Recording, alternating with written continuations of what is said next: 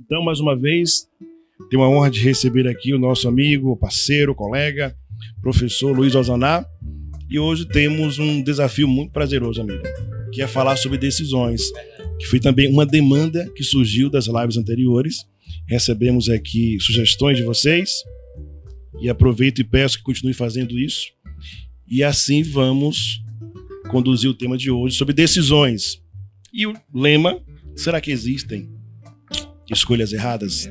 Então colocaremos, como sempre, aqui o olhar da neurociência com o olhar da psicologia, sempre compartilhando e trocando conhecimentos com vocês, tá bom? Então, para receber nosso convidado mais uma vez, gostaria que ele começasse a falar para nós, além das suas boas-vindas, o olhar inicial sobre esse tema chamado decisões. O que é que a psicologia tem a dizer para nós, meu amigo professor Ozaná? Meu querido Jailson, que bom estar aqui com você, essa nossa live. Já está virando tradição. Eu acho que segunda-feira de noite as pessoas já têm o que fazer. Não tem happy hour, é seguir para nos procurar nas redes sociais, aqui no Instagram, Jailson Pinheiro, no YouTube, enfim. Então é um prazer estar aqui com vocês e falar sobre um tema que é muito relevante. Se eu pudesse definir com uma única palavra que traduz o viver, eu diria que é escolher. Porque estamos o tempo inteiro tomando decisões. Nós, seres humanos, estamos o tempo todo decidindo. Do banal, que roupa eu vou vestir hoje, onde é que eu vou me sentar, no banco do ônibus ou na carteira escolar da faculdade, até decisões mais estratégicas, mais complexas, mais polêmicas e mais impactantes. Qual é a minha ideologia política, por que eu me apaixono, como é que eu lido com a minha saúde. Enfim, o tempo todo nós estamos escolhendo e decidindo. E para a psicologia, nenhuma escolha, nenhuma decisão é aleatória. Todos os comportamentos onde existe o pressuposto da escolha são determinados. Então repare, nem tudo que acontece em nossas vidas é resultado da maneira como eu me posiciono diante dela. Tem variáveis que eu não controlo. Por exemplo, eu me matriculo na faculdade, eu não controlo quem vai ser o meu professor. É a faculdade que apresenta para mim.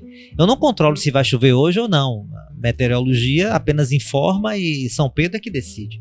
Agora, o que eu escolho é como eu vou me posicionar diante do que vai acontecer comigo.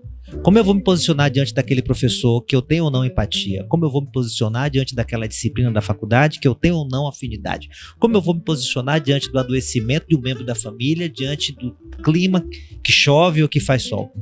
A psicologia afirma que nenhum comportamento ocorre ao acaso, estamos o tempo inteiro escolhendo e tomando decisões, e essas decisões são determinadas. Nenhum comportamento onde existe o pressuposto da escolha ocorre graciosamente, gratuitamente ou aleatoriamente. Agora, existem formas de explicar como é que nós tomamos as decisões. Teorias e ferramentas dentro da psicologia que tentam explicar isso. E é o que nós vamos conversar nessa nossa live, trocando figurinhas com a neurociência, com o meu querido Jailson Pinheiro, uma das maiores autoridades aqui no Brasil em neurociência. Pense no homem que estuda, pense no homem que viaja, pense no homem que vai atrás de informação e de conhecimento, é Jailson Pinheiro. É um prazer para mim muito grande estar aqui com vocês. Sempre, amigo, obrigado. Conhecimento, ele é libertador e quando ele é colocado em prática, melhor ainda. Então, a provocação que eu quero trazer no tema de hoje, decisões, com o olhar da neurociência, é a provocação de entender, como o professor já falou, que decisões e escolhas não são aleatórias, há fundamentos. E por isso que eu amo a psicologia. O que a neurociência vem dizer é que há uma estrutura neurobiológica por trás dessas decisões que nós literalmente tomamos a todo momento, desde o acordar pela manhã, decidir abrir os olhos, ficar na cama ou não, isso é uma decisão, por mais boba e simples que pareça, mas para a neurociência chamamos isso de tomada de decisão. E o que envolve a tomada de decisão no olhar neurobiológico que nós falaremos hoje. E a minha primeira provocação, amigo Ozaná, para aqueles que nos acompanham agora é a seguinte: nós temos uma vaga ilusão de que as decisões que tomamos na vida, elas de repente caem do céu, ou brotam da terra, ou são instantâneas. Ou foram inspiradas por entidades. Também, cada um com sua crença, não é? Mas o que a neurociência vem dizer é o seguinte, que as decisões, Elas são processos neurobiológicos construídos a partir das informações que o teu sistema nervoso assimilou ao longo de toda a sua vida. O que significa isso na prática, Jair? Significa que uma decisão que você toma hoje, ela é reflexo de tudo que você já assimilou desde o ventre da tua mãe. Percebe? O que traz para nós agora é uma seguinte angústia. Nenhuma decisão é nova para o teu sistema nervoso. Olha que loucura. Então, quando você está de frente a uma situação específica, que pode ser qualquer uma, decidir um relacionamento, decidir uma mudança de carreira, decidir se vai para um lugar ou não, você pode ter a impressão de que vai tomar naquela hora uma decisão inédita, mas para o sistema nervoso não é, porque ele vai literalmente buscar, colher informações que há armazenadas nele para que ele tome uma decisão. Por isso o termo na neurociência é tomada de decisões. Percebe isso? Isso explica, meus amigos, já de início da nossa conversa, por que cometemos erros. Não apenas uma vez, mas voltamos a repetir os erros.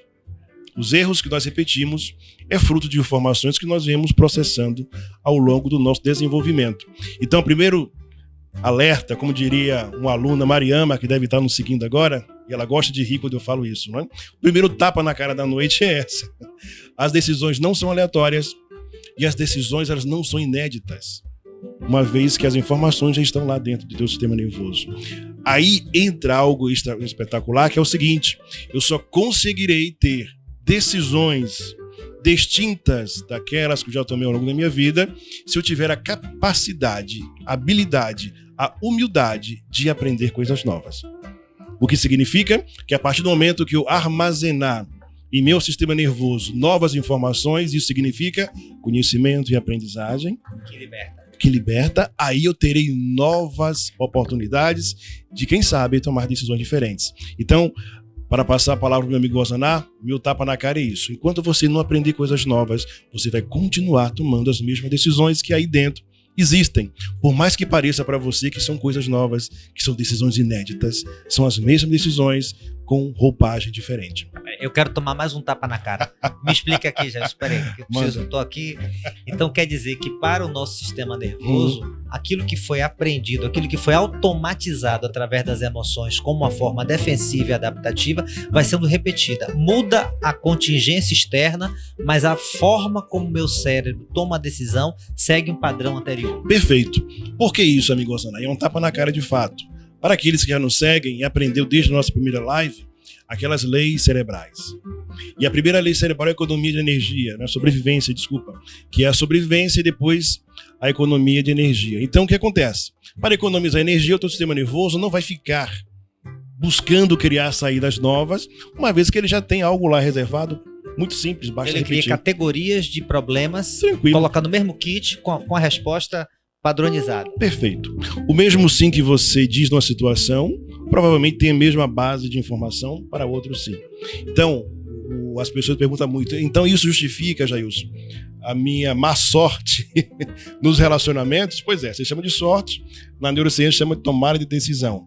A mesma decisão que você teve em algum tempo de aceitar um cafajeste ou não na sua vida, poderá acontecer a qualquer momento, porque o perfil da resposta será o mesmo. Então a pessoa começa a entender o seguinte: nossa, mas eu não presto para nada, eu só atraio coisas ruins. O atrair, no nosso olhar, significa que as decisões que você vem tomando são decisões que criaram um padrão e esse padrão simplesmente só se repete. Muda-se a pessoa, a tua resposta e decisão continua a mesma. Então, eu sou uma pessoa que sempre realizo, atuo no mundo tomando decisões que me colocam no papel de frágil. E eu quero mudar isso, mas não consigo. Eu tô sempre sendo a coitadinha e me vitimizando. É porque meu cérebro aprendeu que a forma de ser suprida a minha carência é se eu ficar fragilizada. Então hoje eu sou uma mulher adulta, teoricamente independente financeiramente, mas eu sempre me coloco emocionalmente dependente das pessoas. Eu criei um padrão mental, um padrão, uma padronização emocional. Seria isso? Isso, pode ser um padrão emocional que nós literalmente chamamos dentro desse conceito. Então é como se você precisasse alimentar um processo para que ele continuasse a existir. E algo que é mais um tapa na cara, eu já disse aqui isso algumas vezes, né? Para o sistema nervoso, pouco importa se você é uma vítima, se você está sofrendo ou não. O que importa é que ele está te mantendo num padrão que faz você se manter vivo lei número 1 da sobrevivência. Segundo, que faz você economizar energia. Então, para ele tá tudo ótimo. Se qualitativamente tá ruim para você, procura o psicólogo. Não é responsabilidade do cérebro. Então, essa é a parte interessante, né? O que difere a capacidade que o indivíduo tem em tomar decisões mais assertivas, né? É a capacidade que ele tem de aprender coisas novas. Isso que é a parte interessante. As pessoas, quando estão envoltas em um sistema, em um padrão emocional que não lhe faz bem, se ela não conseguir ajuda, se ela não conseguir visualizar novas aprendizagens, se ela não aprender diferente, ela continuará nesse mesmo padrão. Aí entra a psicologia. Com certeza. Olha como a troca. Vamos pensar, o que é que caracteriza a psicologia? Ela possui diversas escolas de pensamento. E para cada escola de pensamento existe uma maneira de entender como é que nós nos posicionamos para tomar decisões. Uma escola muito tradicional, de muita credibilidade, com muito lastro, é a abordagem comportamental. Segundo a abordagem comportamental, nós tomamos decisões em função dos estímulos que geraram condicionamentos. Para a abordagem comportamental, o que explica o comportamento humano é que nós aprendemos a desenvolver padrões de respostas comportamentais. Todo comportamento é uma resposta a estímulos. Nós somos condicionados e, a depender das condições, nós entendemos se o comportamento aumenta ou diminui de frequência. Então, como é que a gente consegue se livrar de condicionamentos que nos aprisionam? Através de novos condicionamentos, ou seja, nós precisamos aprender um novo repertório comportamental.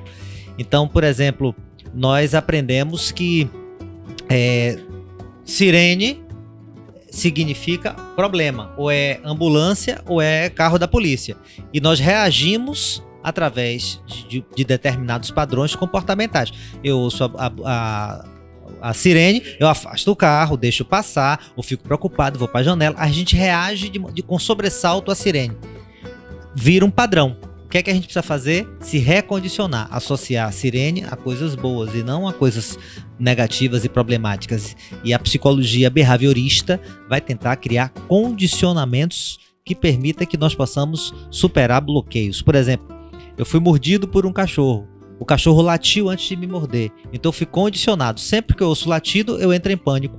Porque latido, cachorro, mordida, dor. Eu faço um condicionamento e tenho uma resposta automática diante de estímulos. Quando, na verdade, o latido do cachorro por si só não é capaz de gerar dor, nem gerar sofrimento, e muito menos significa que qualquer cão que late vai me morder. Mas eu vou ter uma resposta que vai ser automática, involuntária, contínua. O behaviorismo estudou muito isso. E como a neurociência afirma, a chave para a gente se libertar disso é aprender novos repertórios. Tomando consciência de qual é a variável que está em jogo, sendo um condicionamento capaz de gerar uma resposta que é inadaptada, eu consigo me libertar disso.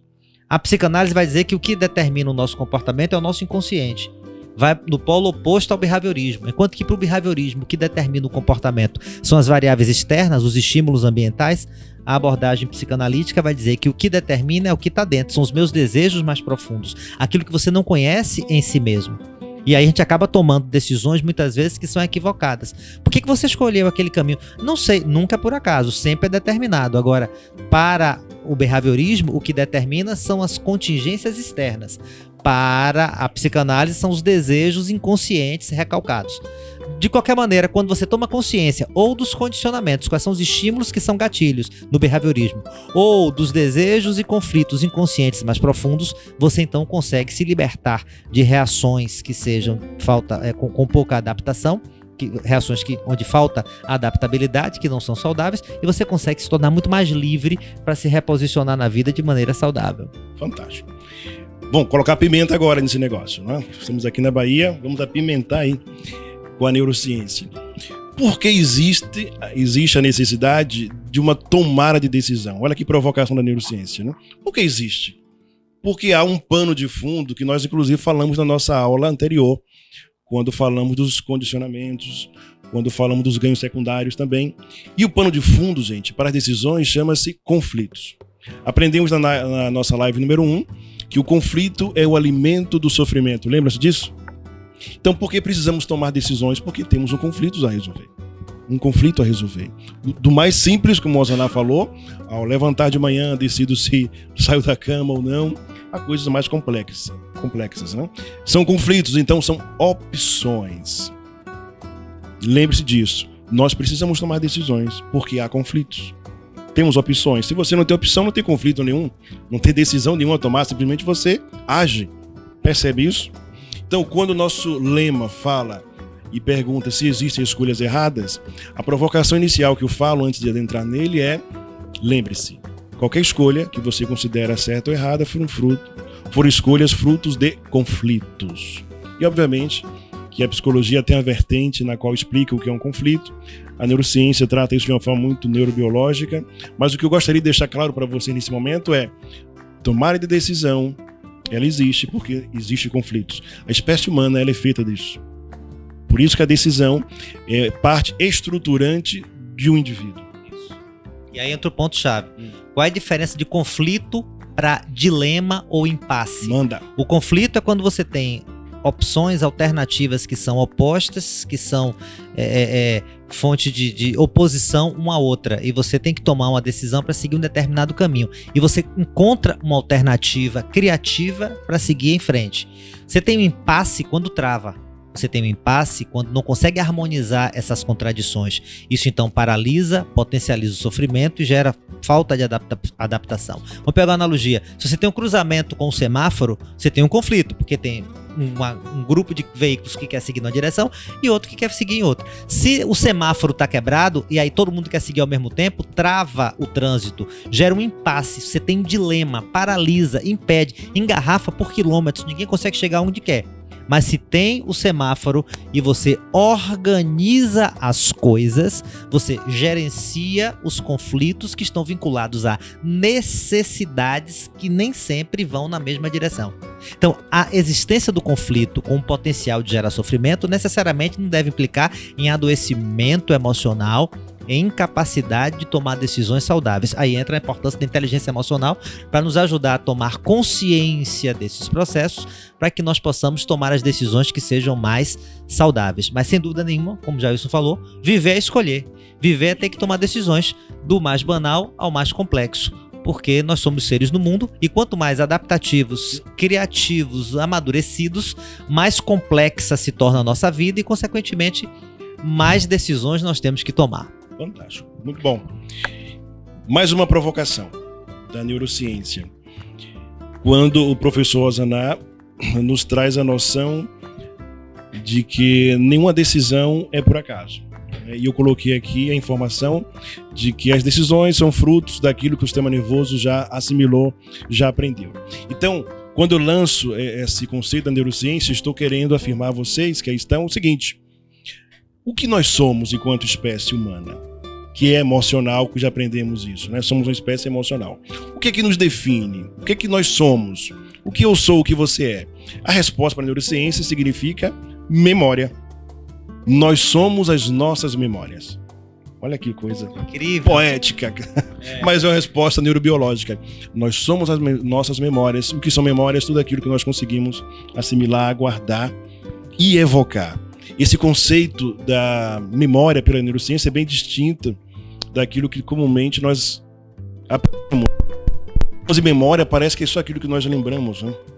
A memória não, ela é aquisição, ela é o armazenamento, mas ela também é a capacidade de evocar quando preciso. Então essa informação muda tudo quando você quer entender o que é uma tomada de decisão, o que é uma escolha.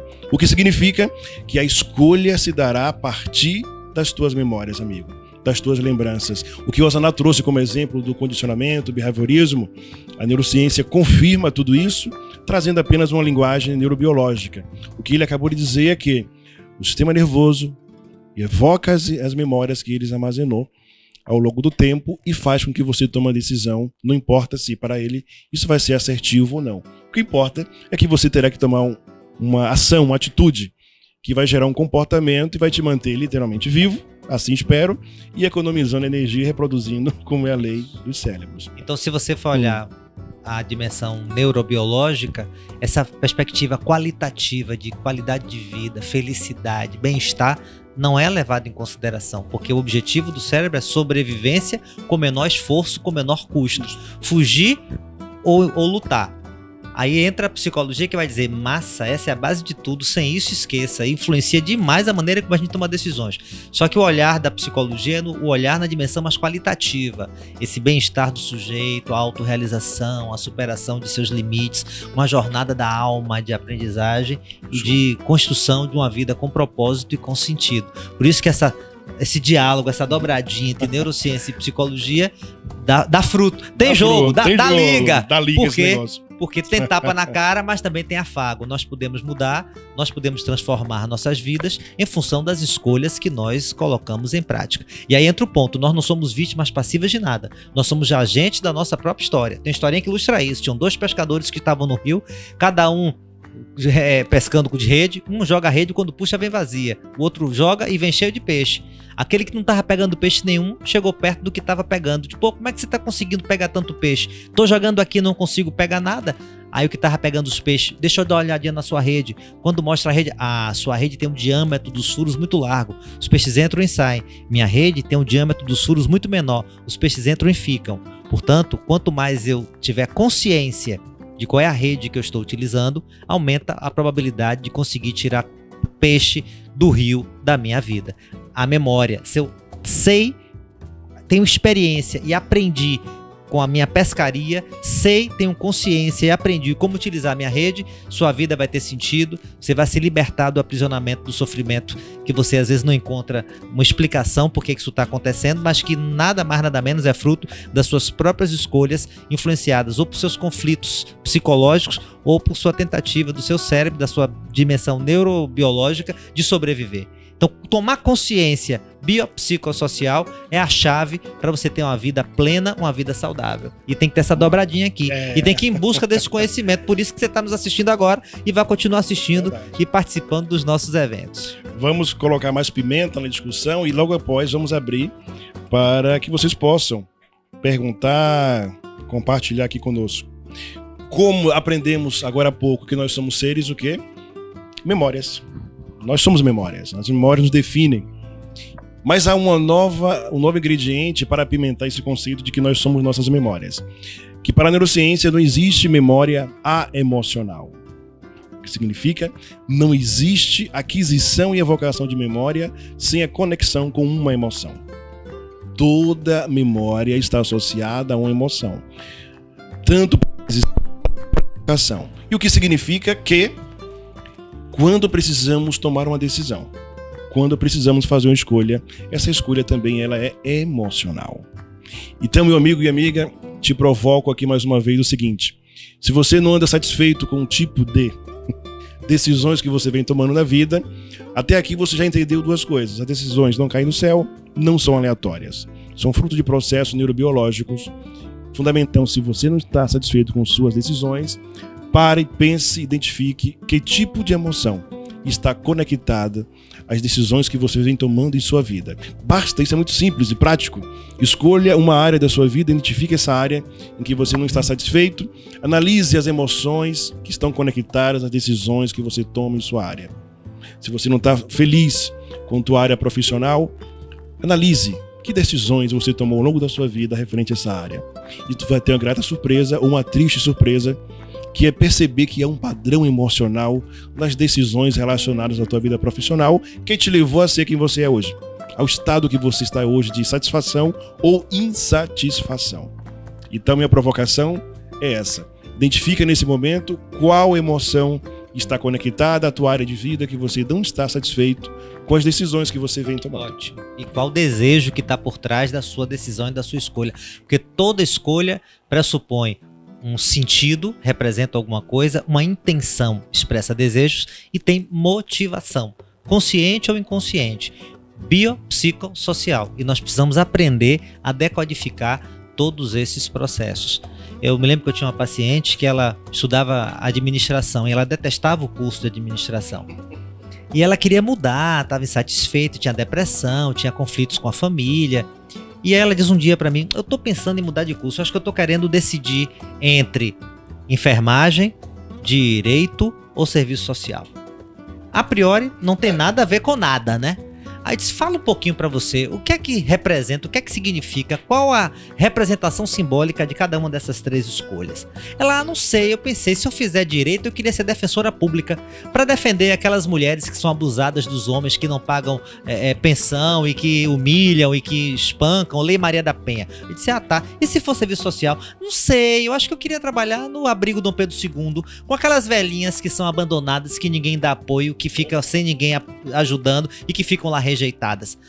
Tá, enfermagem, não sei, eu acho que eu queria trabalhar no setor de oncologia infantil, de um hospital como de Irmã Dulce, para poder dar apoio e suporte àquelas crianças que sofrem muito e que a família não dá apoio e que ficam abandonadas e rejeitadas. Repare, as 3 escolhas, as 3 opções, as 3 alternativas, todas eram movidas pelo mesmo afeto e pelo mesmo desejo. Ela queria cuidar de quem era rejeitado. Na verdade, era um conflito interno dela. A rejeitada era ela. E ela queria compensar essa rejeição que ela sentia da família, cuidando das pessoas rejeitadas. Cuidar de pessoas rejeitadas, ou no direito, no serviço social ou enfermagem, era uma tentativa substitutiva, compensatória, de cuidar da sua própria alma ferida. E ela não tinha a menor consciência disso. Para ela estava escolhendo as carreiras em função do mercado de talentos, competências e habilidades.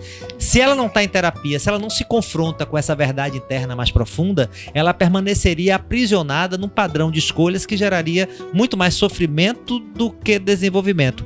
Muito mais recrudescimento dos conflitos, gerando impasses e dilemas, do que permitir que o fluxo da sua alma, da sua vida, do seu desejo, da sua libido, pudesse chegar numa dimensão que viabilizasse propósito, sentido e autorrealização.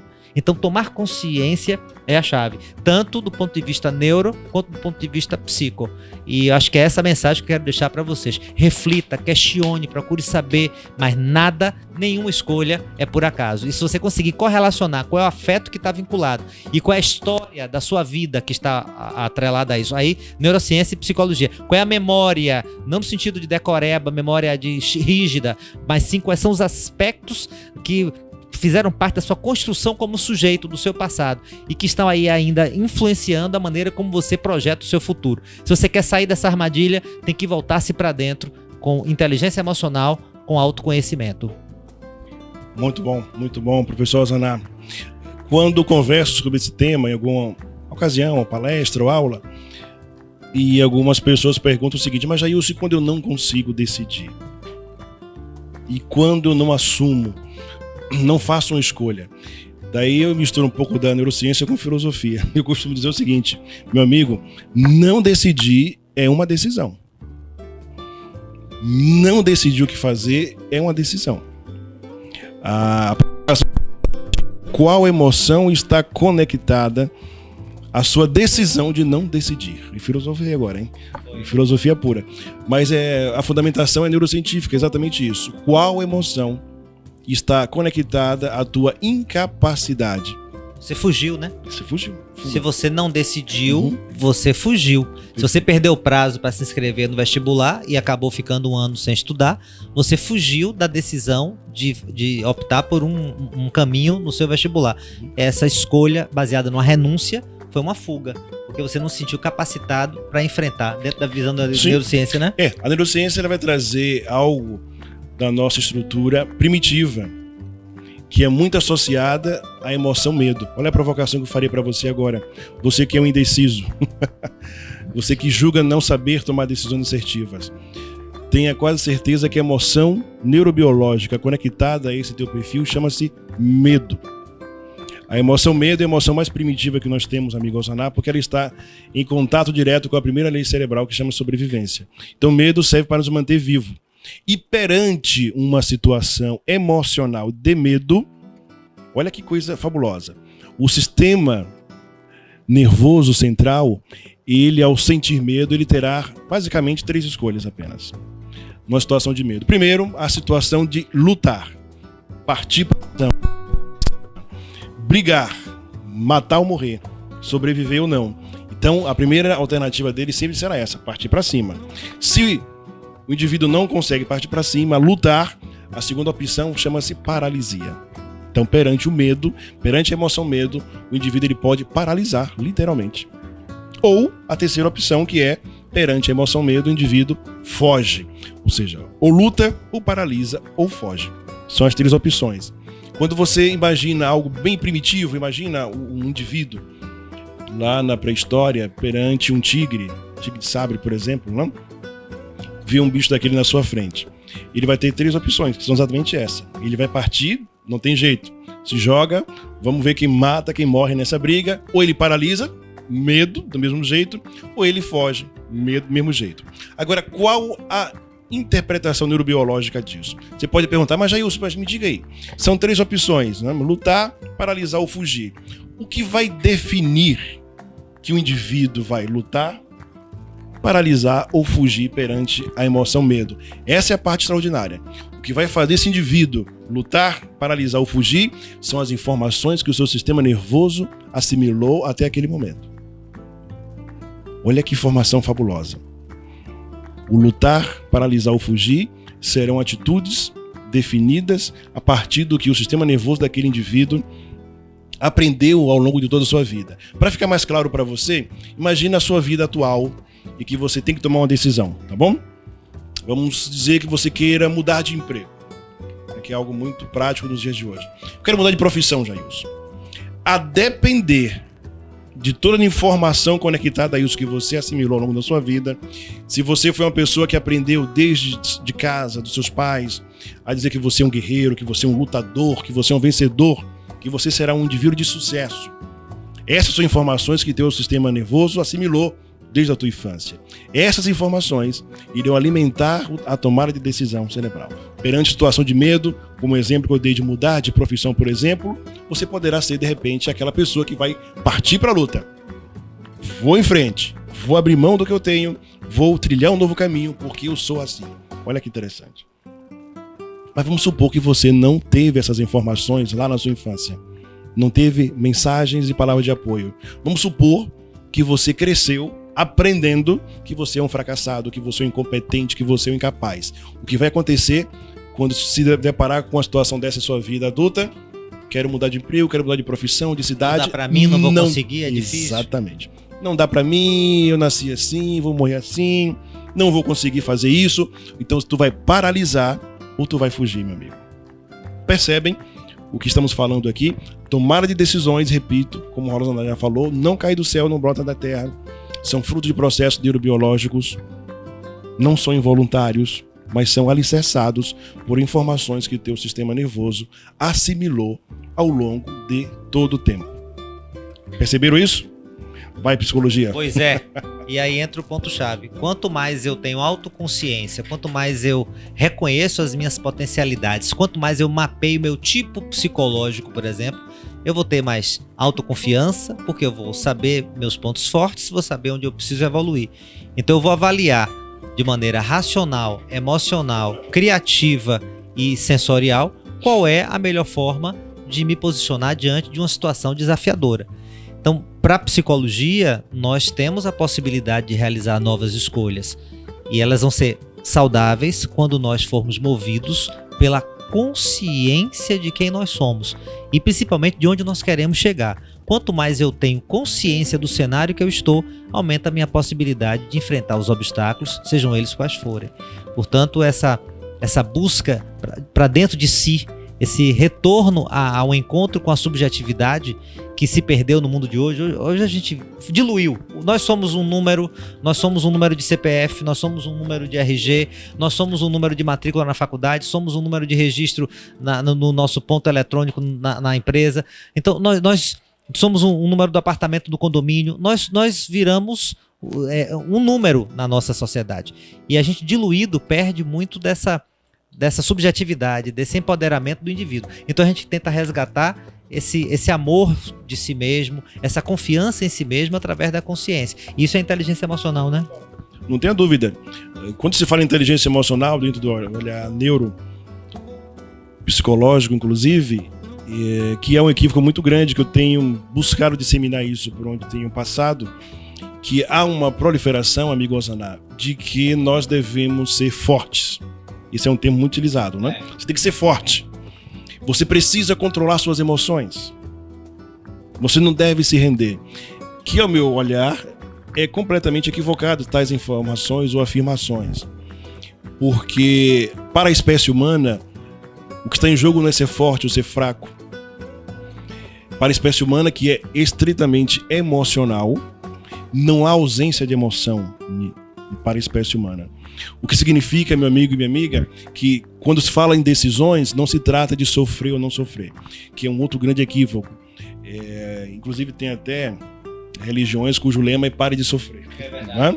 Que é completamente equivocado isso dentro do olhar da neurociência e certamente da psicologia também. Porque o sofrimento, ele não é opcional para a espécie humana. O sofrimento ele faz parte da concepção.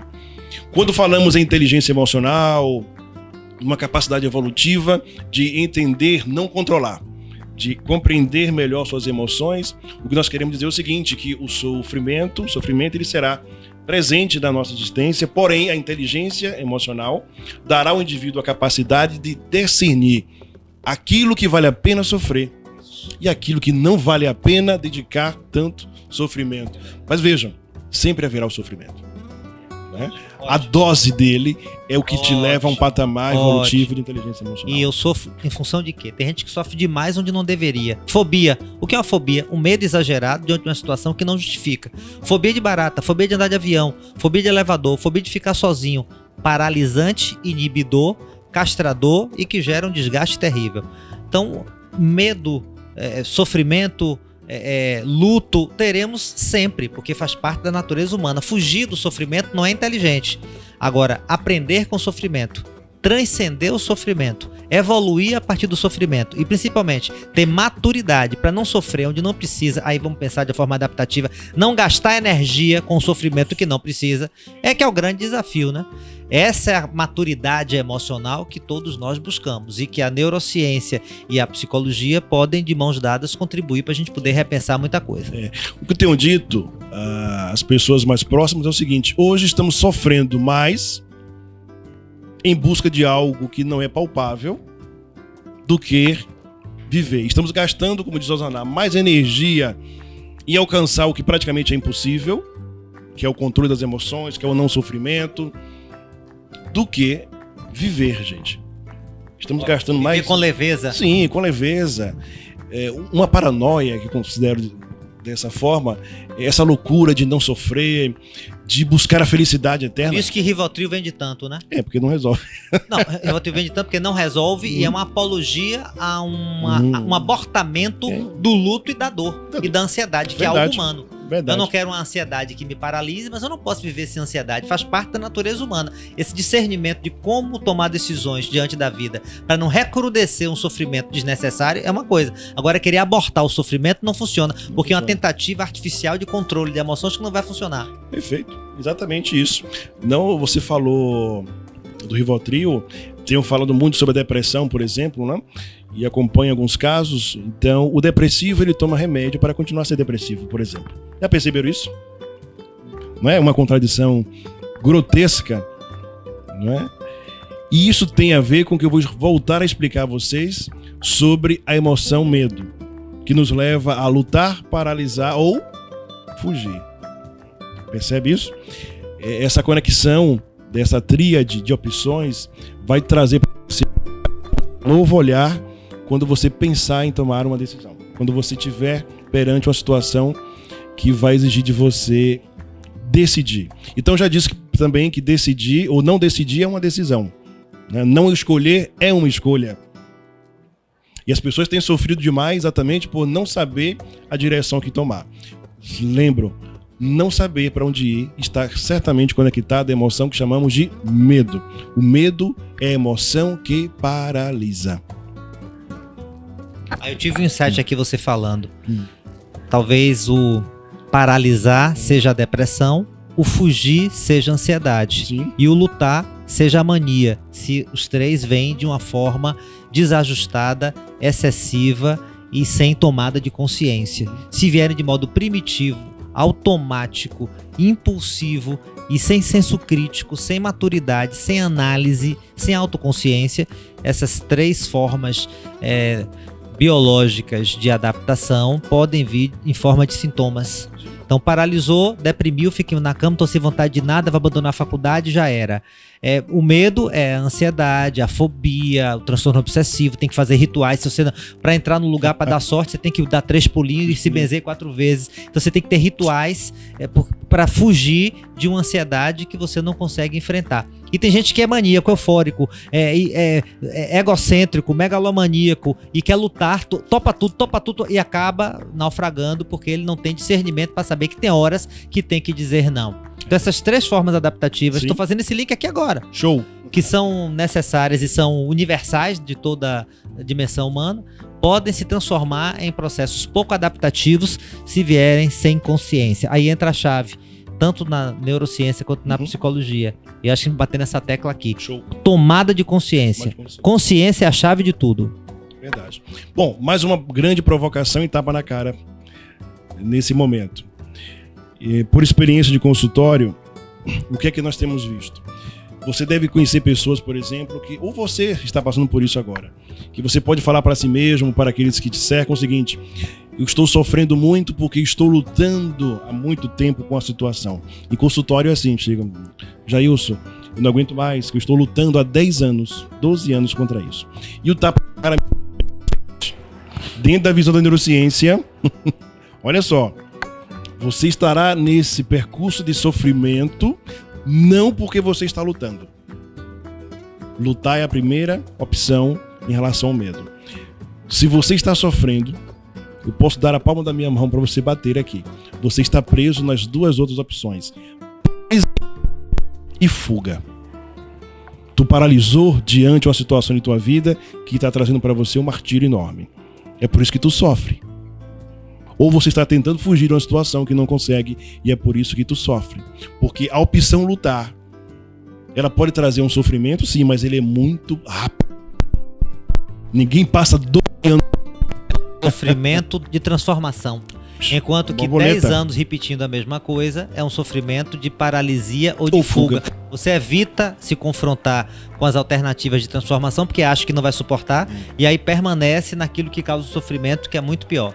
Portanto, lutar é uma alternativa muito mais adaptativa, desde que você tome consciência de que luta é essa, porque tem lutas que não são nossas, tem luta que não é nossa e às vezes a gente entra na luta de gaiato, quer resolver tudo de todo mundo, quer ser o arrimo de família, quer ser aceito e valorizado por todo mundo, quer ser imprescindível para tentar compensar uma baixa autoestima, e aí você é aquela pessoa que carrega o mundo nas costas, tem síndrome de Atlas e depois não sabe por que o sofrimento tá vindo com tamanha dimensão. Verdade. Então, ter discernimento para saber que luta é que eu vou entrar. Agora, quando a gente enfrenta e quando a gente escolhe os caminhos que sejam mais saudáveis, a gente sempre pode avançar um pouco mais. Agora, paralisou e fugiu, você tá sempre repetindo o mesmo padrão. Exatamente. Então, vejam, mais uma vez o tapa na cara. Se você está num percurso de vida cujo discurso seu vai dizer que está sofrendo porque está lutando, pare com isso agora. O teu sofrimento se dá porque você está na opção 2, paralisou perante a vida em um momento, ou 3, você está tentando fugir há anos de uma situação que não consegue. A opção 1, lutar, ela pode sim, muitas vezes é dolorida, mas ela é transformadora, como disse Rosaná, é a borboleta. É um processo que ele se fecha o ciclo. Poxa, não estou satisfeito no meu trabalho, ganho pouco, sou subutilizado. O que é que você vai fazer? Permanecer nesse trabalho se queixando, largar tudo para ficar dependendo de mesada de mãe e de pai e ficar sendo tratado como menino, ou você vai ser resiliente, aprender a lidar com essa situação atual que é momentânea e vai começar a fazer faculdade EAD, paga mais barato, se vira. E aí depois de 4 anos lutando, vai ser difícil, vai doer, vai gastar, vai ter que se dedicar. Mas depois que você se forma, você consegue um emprego melhor e finalmente você vai conseguir deixar para trás aquilo que fazia você pagar um preço tão alto. Meus queridos, minhas queridas, lutar é um caminho muito mais criativo, saudável e agregador. Tem sofrimento também, mas é um sofrimento que vale a pena, né? Perfeito. E quer ver a dica pra você que tá do outro lado? Jailson, agora se confundiu minha vida. Teve um que falou assim, quando ele fala tapa na cara, o vídeo trava, tá vendo? Até o vídeo tá travando. É isso? Fantástico aqui, Harlem. Diz de onde você é, Harlem. Bom, a orientação, eu não gosto da palavra dica não, a orientação é o seguinte, Jailson, já que você deu o tapa na cara e disse que nós estamos sofrendo, não porque estamos lutando, mas porque estamos paralisados e porque estamos fugindo, a grande orientação é a seguinte: para você saber se você está lutando, paralisado ou fugindo, analise uma área da sua vida e perceba se essa área da sua vida tem fechado ciclos. Quando você fecha ciclos, você está na opção número 1, luta. Você enfrenta a situação, resolve, fecha o ciclo, parte para outra. Mesmo que não feche da maneira ideal. Não importa, fechou o ciclo. Se você está dando voltas, não consegue fechar o ciclo, ou você está paralisado, ou você está fugindo. Captar a orientação, dever de casa para se fazer hoje ainda. Analisa qual área da tua vida você não está satisfeito. Identifica qual emoção está conectada a essa área. Tu vai entender por que essas decisões não estão satisfatórias para a tua vida. Identifica se você está lutando, paralisado ou fugindo disso. Tá bom? Nós junguianos trabalhamos muito com mitos, lendas, contos de fadas, religião. Nós analisamos os símbolos coletivos. E existe um mito grego muito interessante chamado mito da deusa Hécate. Hécate é a deusa das encruzilhadas.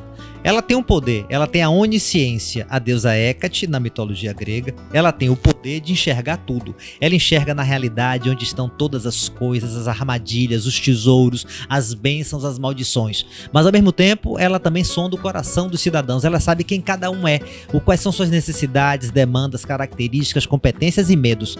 Nessa mitologia, a deusa sabe de tudo, conhece tudo. E sua missão é inspirar, instigar, conspirar favoravelmente junto aos cidadãos, sem que eles se deem conta racionalmente, para colocá-los diante de uma encruzilhada. No mito grego é a encruzilhada mítica de Hécate.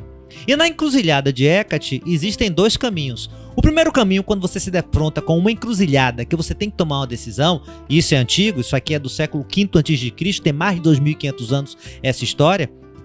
Primeira alternativa, primeiro caminho, o caminho de Phobos. Phobos em grego quer dizer medo. Fobia vem de Phobos, medo. Primeiro caminho que nós podemos escolher quando nos deparamos com uma encruzilhada: fuga, gato, gambiarra, atalho, mínimo necessário. Muita areia pro meu caminhão, não vou conseguir. Sempre foi assim, pra quê? Deixa quieto pra ver como é que fica. Não vou conseguir não. O homem é tudo igual, é difícil ficar solteiro em Salvador, não tem condições de enfrentar essa dificuldade. Deixa quieto, não tem emprego, pra quê? Existe um caminho na vida. O caminho da fuga. Tô doente não, pra que fazer check-up? Deixa quieto. Tô gordinho não, isso aqui é calo de amor. A gente cria crenças que faz a gente ficar fugindo do autoconfronto e da possibilidade de crescimento. O nome desse caminho é Phobos, caminho da fuga. Só que quanto mais eu fujo, mais assombração me aparece. Quanto mais eu evito, mais eu acabo convivendo. Quanto mais eu corro, mais aquilo que eu tento evitar me atropela. E aí me domina e me impõe uma rasteira. Aí eu sofro de maneira patológica e desajustada. O único caminho que vem da encruzilhada de Hécate, que permite a gente crescer, aprender coisas novas, evoluir, transcender numa vida com propósito, se chama caminho de Eros. E Eros em grego quer dizer amor.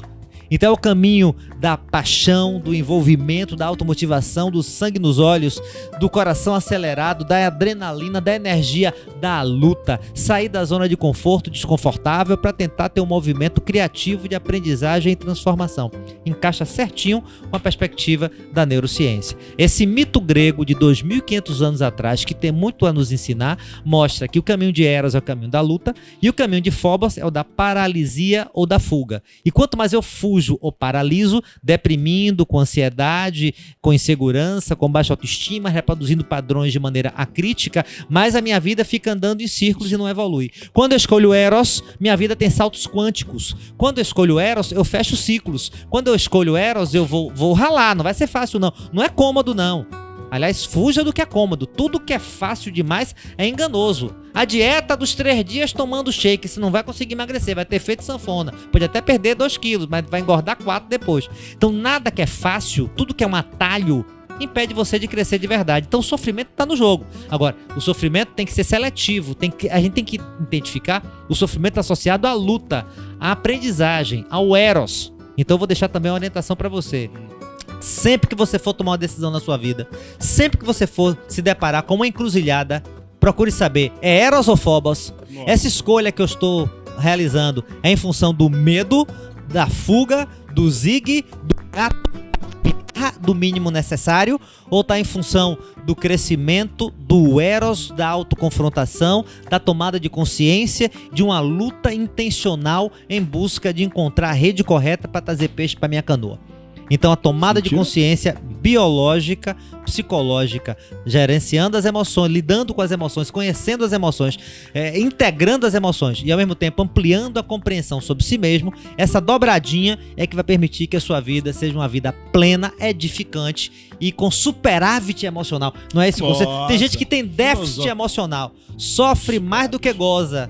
E eu quero que a gente tenha uma vida plena, onde a gente goze mais do que sofra. Show. Sentiram aqui a evolução filosófica psicológica do Amigo Bolsonaro? Fantástico. Produziu e fluiu. Essas orientações, elas são orientações práticas, gente, para você colocar em prática aí.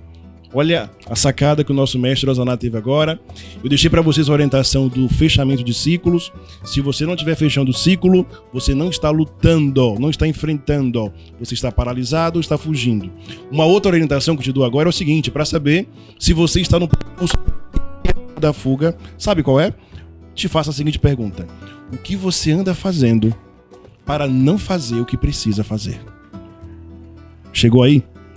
Repito, o que você anda fazendo para não fazer o que você sabe. Show. Que precisa.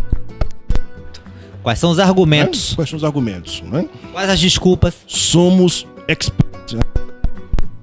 Somos experts em saber o que fazer para não fazer o que devemos saber. Sabotagem. Sabotagem. Manda ver. Voltamos, gente, porque no Instagram só pode ficar 1 hora online direto. Por isso que a gente queria fazer no YouTube, inclusive, porque não tinha essa limitação. Mas, por questões técnicas, voltamos aqui pro Insta. O importante é que estamos juntos e temos que ter resiliência e inteligência emocional para lidarmos com as intercorrências. Lutando e não desistindo. Podemos paralisar. Ah, então não vai ter live. Não, vamos fazer a live no Instagram. Sim. Vai bombar e a gente vai poder ter essa troca aqui com vocês. Tem pergunta, Jailson? Passa a pergunta aí pra gente. Eles estão retornando aqui. Vamos pedir. Retornem. Vamos ganhar um tempo para que todos voltem. Digam a cidade novamente de vocês. Vamos lá. Deise de São Luís do Maranhão. Cleone Jacobina, um abraço. A Dani de Salvador. Wesley Pinose, não sei de onde. Coloca aqui, Wesley. Cleones, lutando. Isso aí. Voltei, Nathalie Passos, bem-vinda. Ana Lúcia, isso. Jacobina. O Alexandre Moselli, de Curitiba. Dani, Salvador. O Harley. A Lívia Yumi Jacobina. Venha, meu povo, Edson.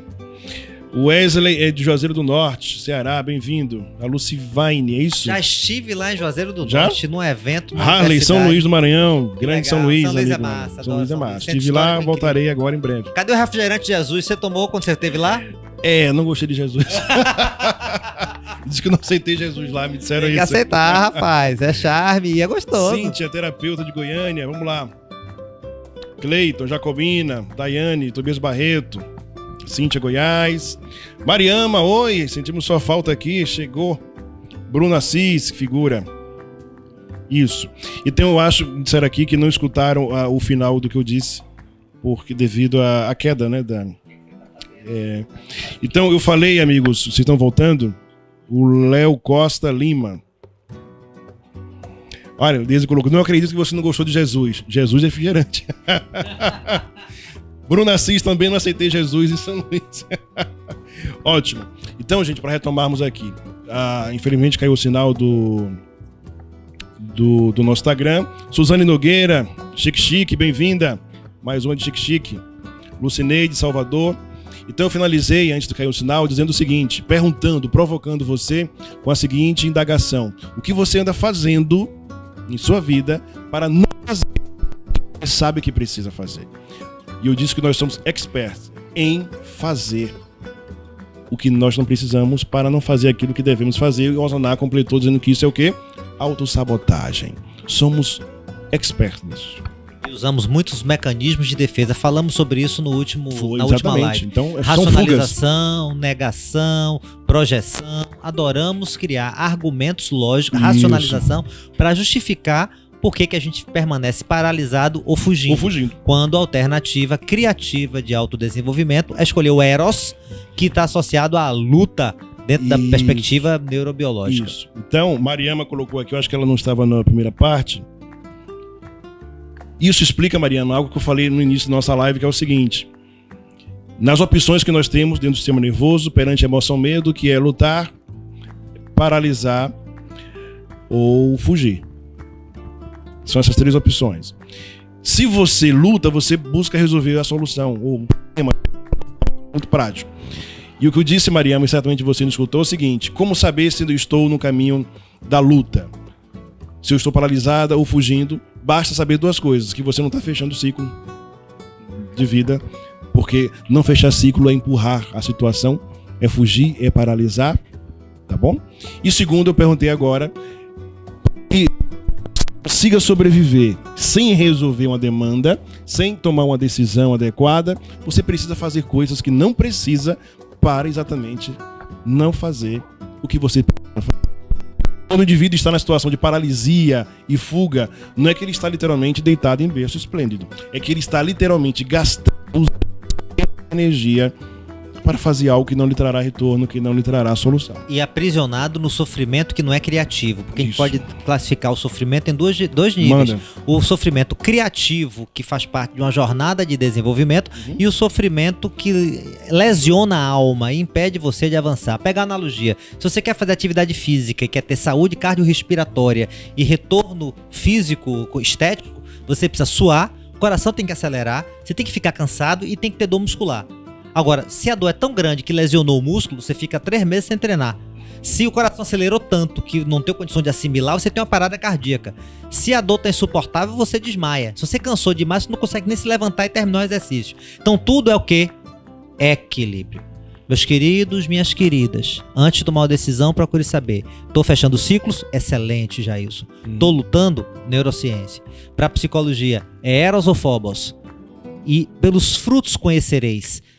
O resultado dessa minha escolha é algo que faz com que eu aprenda, que eu evolua, que dissipe esse sofrimento paralisante? Ou é uma escolha que permite que, mesmo eu tendo que sofrer e pagar um preço, é um preço que é justo e que me permite avançar? É como se fosse uma economia emocional. Se você gasta muito dinheiro para comprar um produto que não vai ser útil, você vai à falência emocional, à falência física, pessoal, financeira.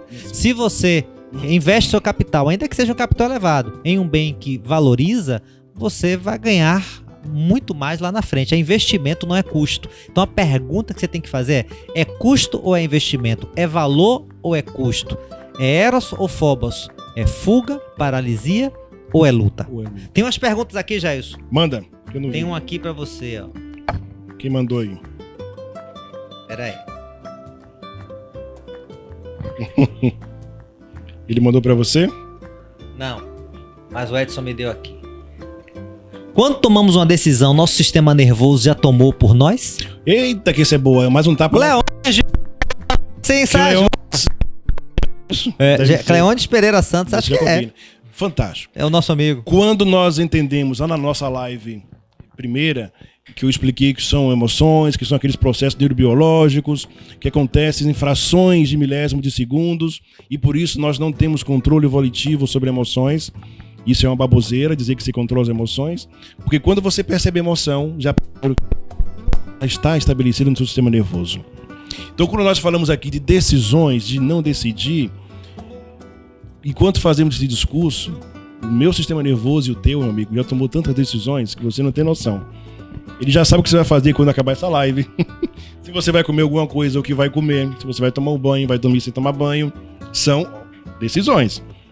Então, Cleônides, o que significa? Quando nós entendemos que as decisões são fundamentadas em nossas memórias, lembra-se disso que eu falei no início da live? Nós somos as nossas memórias. As decisões que tomamos somos baseadas nos nossos registros de memória. O que significa? Que o sistema nervoso, ele já sabe o que vai fazer. Ele já sabe o que vai decidir. Ele já sabe, inclusive, se vai ou não decidir. E consciente que sempre procura justificar todo o processo ela vai com certeza encontrar algum discurso para dizer a você: olha, lapso racional, córtex pré-frontal, te dá uma justificativa de que você está controlando a situação. Mas, na verdade, no fundo, o sistema nervoso já sabe perfeitamente a resposta. Então, cara, Cleones, que eu vou devolver a você agora e a todos que nos seguem é o seguinte: se você está aí sofrendo, meu amigo e minha amiga, por uma decisão que você acha que não sabe qual, isso é a grande ilusão. O teu sistema nervoso já sabe há muito tempo.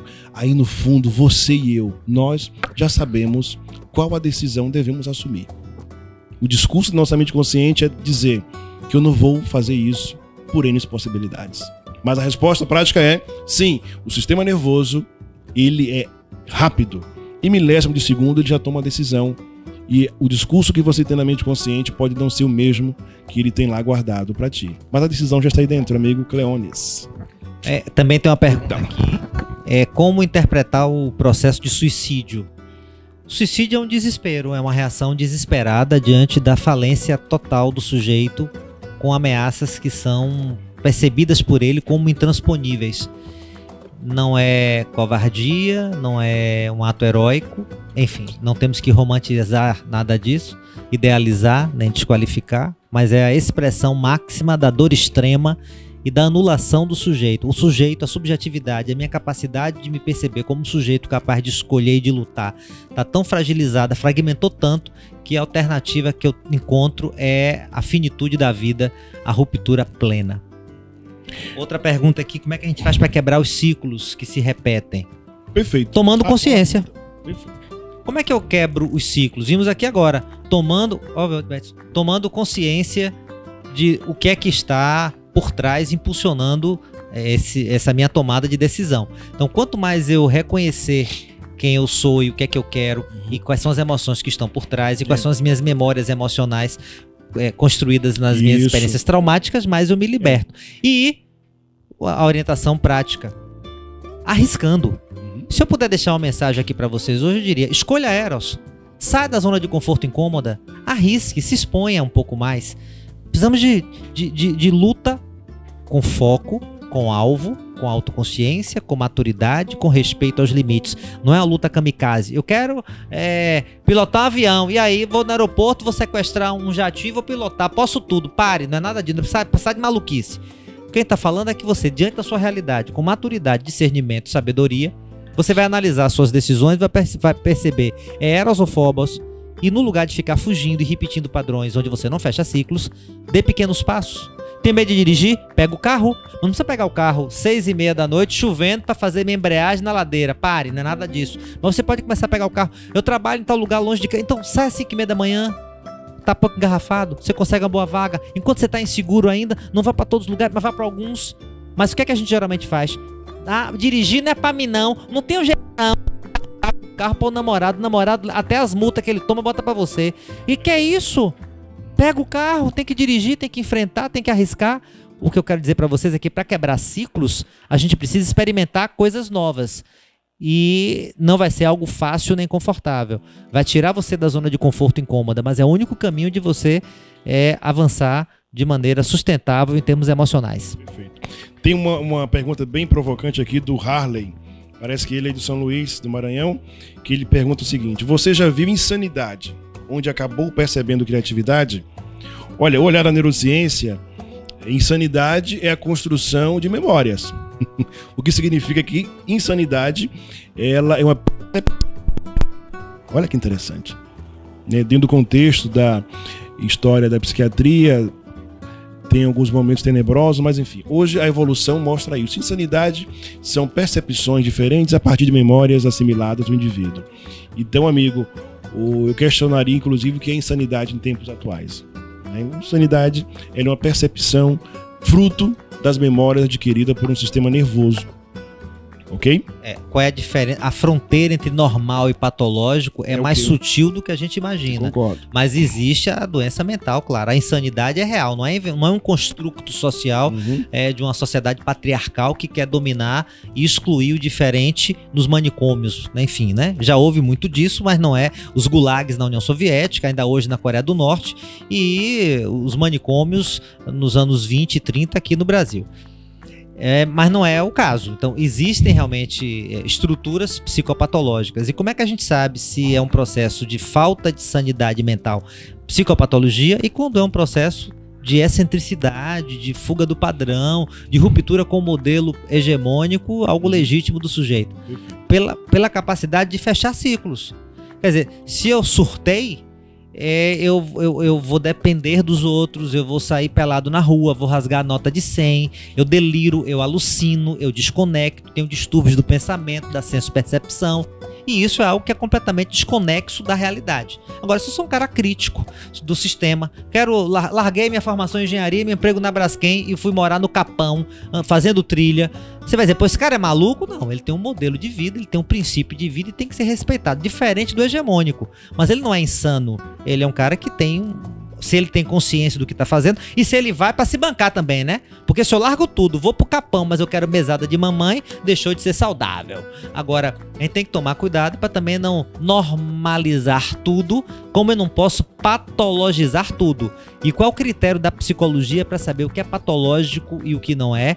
O nível de sofrimento e o contexto. Quando você sofre muito num contexto que você não justifica, temos uma neurose. Quando você sofre pouco num contexto que justificaria o sofrimento, você tem uma perversão. E quando você sofre ou num contexto que deveria ou não deveria, e não sofre onde deveria ou não deveria, surtou, desconectou, você é psicótico, você é o louco do senso comum. Mas existem quadros de insanidade, sim, e não podemos negligenciar isso. Só não podemos patologizar tudo que foge do padrão. Tem duas perguntas aqui, e vou tentar conectar as duas, tá? Uma é do Wesley Hipnose, que é do Juazeiro do Ceará. Ele pergunta o seguinte: como não sentir arrependimento ou remorso por uma escolha errada na vida?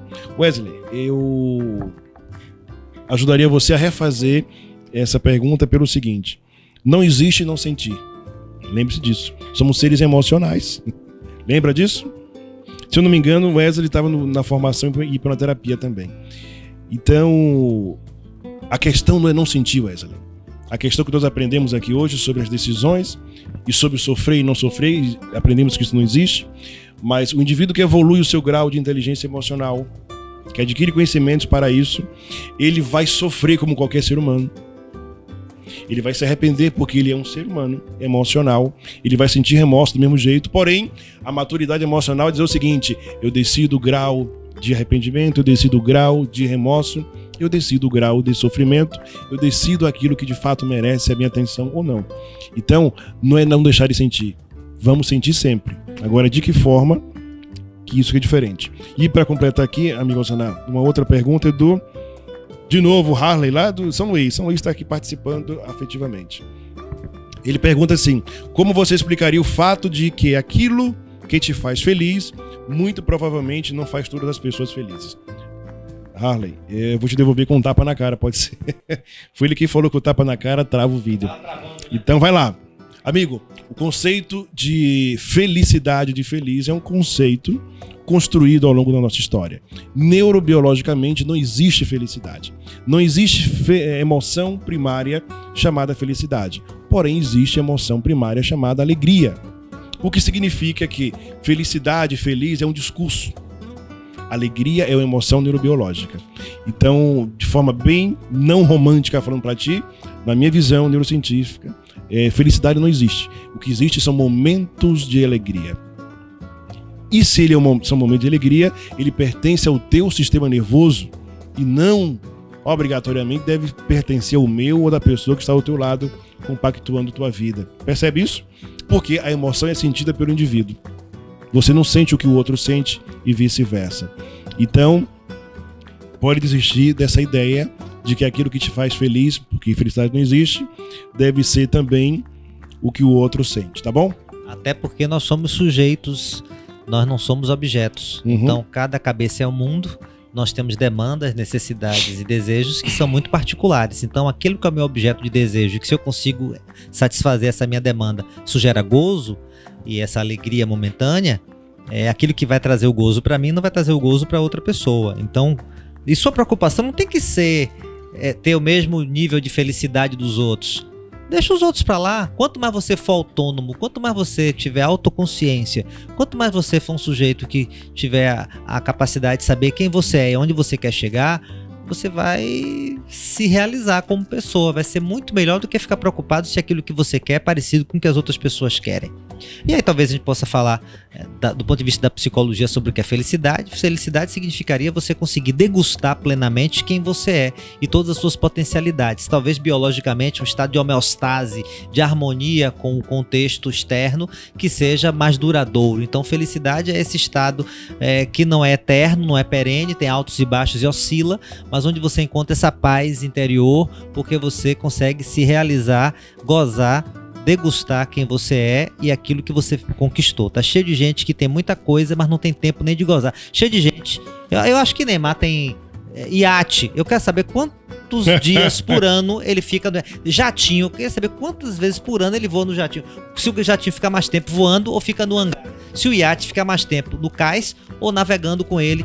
Então, pra que ter? Então, acumular? Então, será que no fundo ele realmente é feliz ou ele é um cara que ostenta? É uma boa pergunta, né?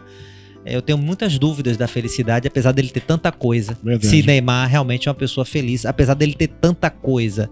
Tudo que ele quer, ele tem.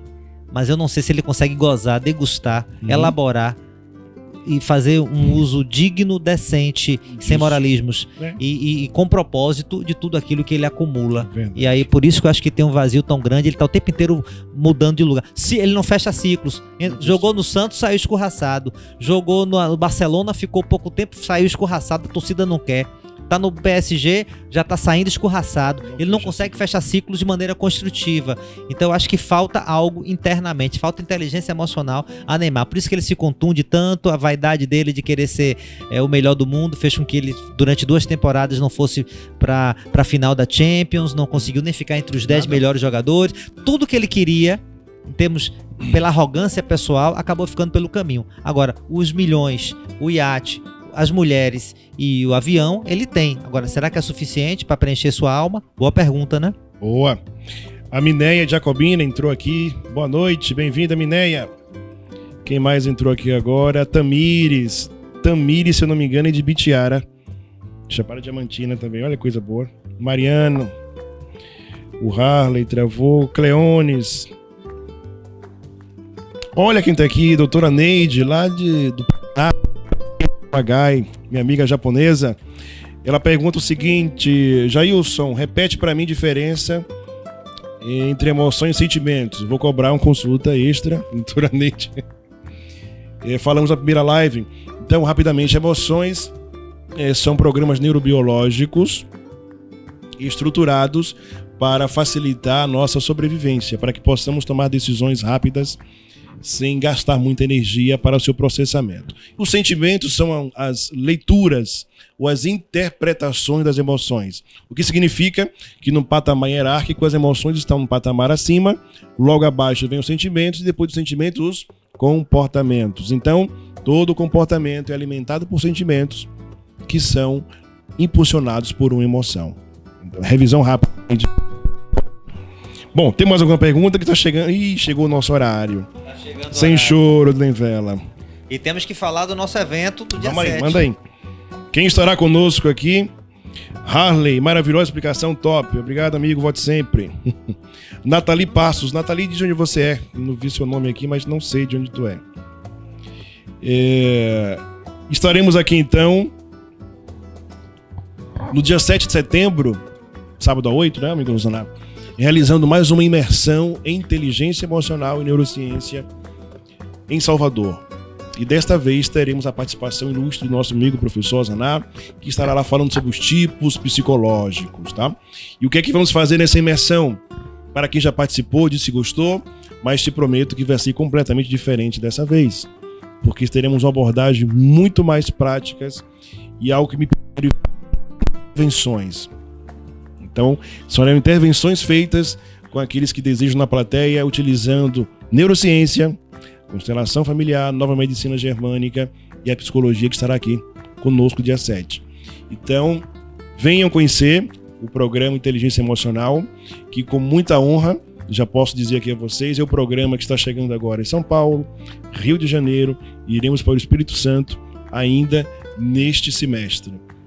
Então, Rosana, sua vez de convidar. Pois é, vocês são nossos convidados para um dia incrível. Vai ser no feriado 7 de setembro. E aí, como nós estamos falando de decisões e de escolhas, você escolhe o que é que você quer fazer no seu feriado. Se vai querer ir pra praia, acordar mais tarde, passear no shopping, pegar um cineminha ou ficar vendo séries, ou se você quer passar um dia impactante, transformador, com autoconhecimento, correlacionando neurociências com psicologia.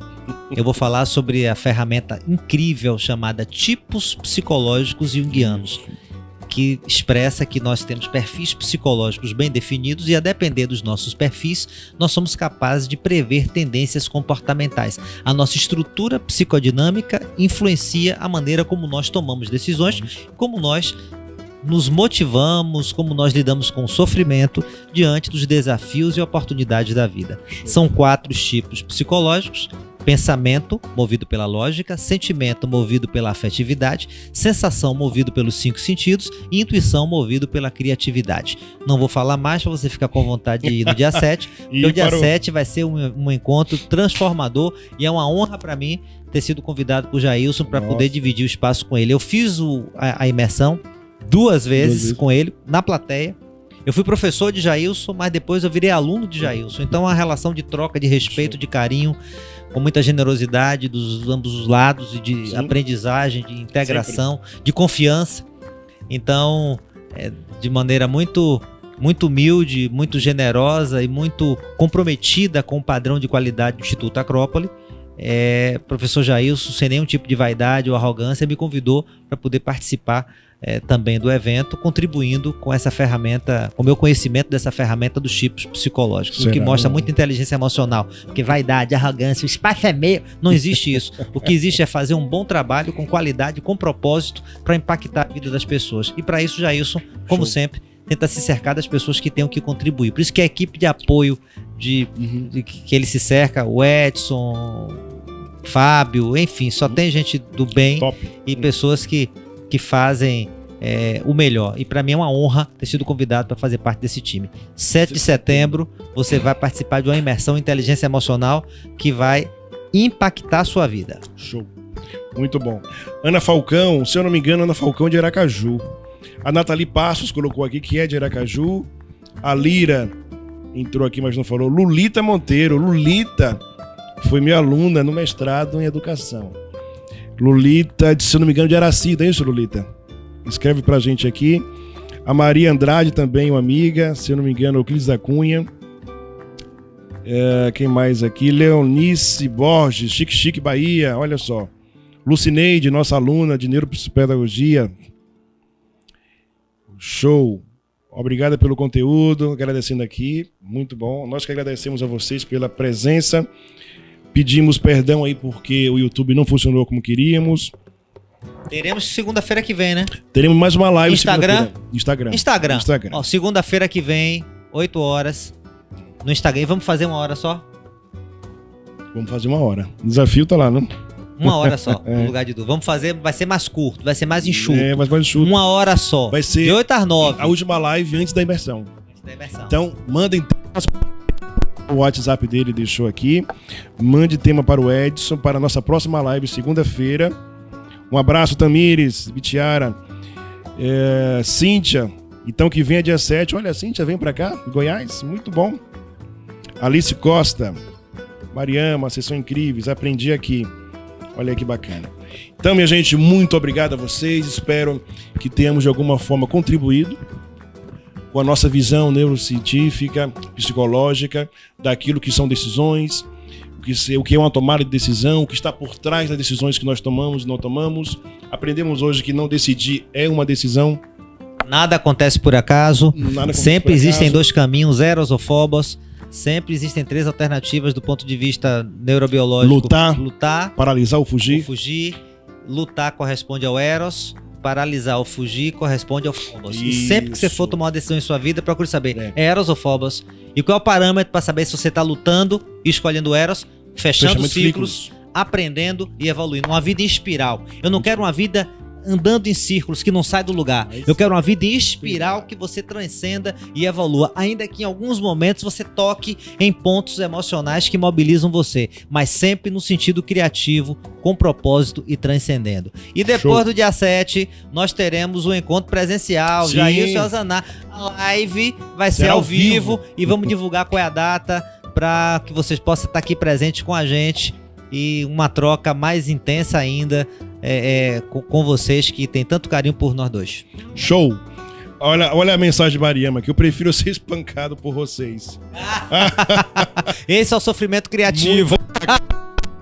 Esse é o sofrimento criativo. Minha gente, escolhi passar o dia no curso de Inteligência Emocional, Ana Lúcia. Seja bem-vinda, Ana Lúcia. Boa, Alzanar. Muito obrigado mais uma vez pela presença.